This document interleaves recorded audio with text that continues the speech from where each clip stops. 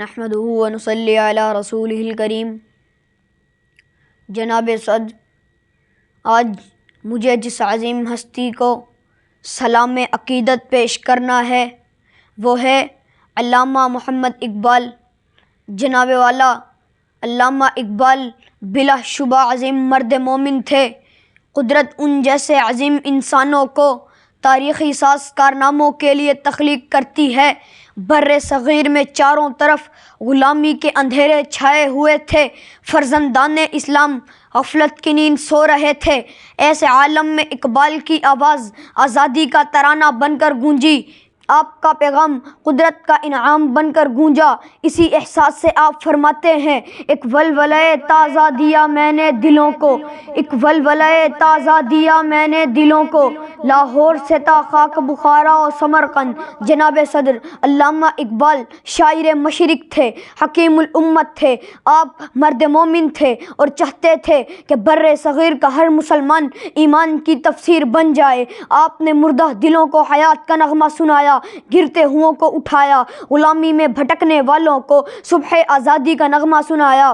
جناب صدر، علامہ اقبال نے اپنی قوم کو ماضی کے نغمے سنائے، اپنے عظیم اسلاف کی شان دکھائی۔ آپ کی پوری شاعری ہمارے روشن ماضی کے جلووں سے آباد ہے۔ آپ چاہتے تھے کہ آج کا مسلمان اپنے عظیم بزرگوں کے کارناموں پر ایک نظر ڈالے تاکہ انہیں اس آزادی کی قدر و قیمت کا احساس ہو سکے۔ اسی لیے کہتے ہیں، کبھی اے نوجواں مسلم تدبر بھی کیا تو نے، کبھی اے نوجواں مسلم تدبر بھی کیا تو نے، وہ کیا گردوں تھا تو جس کا ہے ایک ٹوٹا ہوا تارا، تجھے اس قوم نے پالا ہے آغوش محبت میں، تجھے اس قوم نے پالا ہے آغوش محبت میں، کچل ڈالا تھا جس نے پاؤں میں تاج سرے دارا۔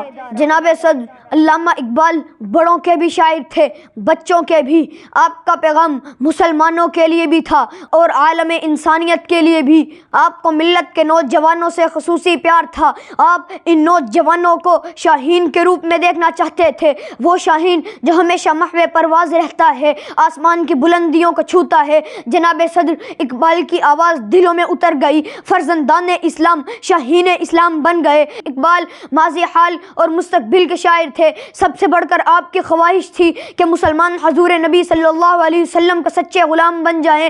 محبت رسول اللہ وہ قوت ہے جو بندوں کو خدائی کے آداب بخشتی ہے، غلاموں کو آقائی سکھاتی ہے۔ جو نبی کا غلام بن جاتا ہے، زمانہ ہی اس کے سامنے نہیں جھکتا بلکہ لوح و قلم بھی اس کے ہو جاتے ہیں۔ میں اپنی تقریر کا اختتام اقبال کے اس پیغام میں کرنا چاہتا ہوں، جب عشق سکھاتا ہے آداب خودآگاہی، جب عشق سکھاتا ہے آداب خودآگاہی، کھلتے ہیں غلاموں پر اسرار شہنشاہی۔ اے طائر لہوتی اس رزق سے موت اچھی، جس رزق سے آتی ہے پرواز میں کوتاہی۔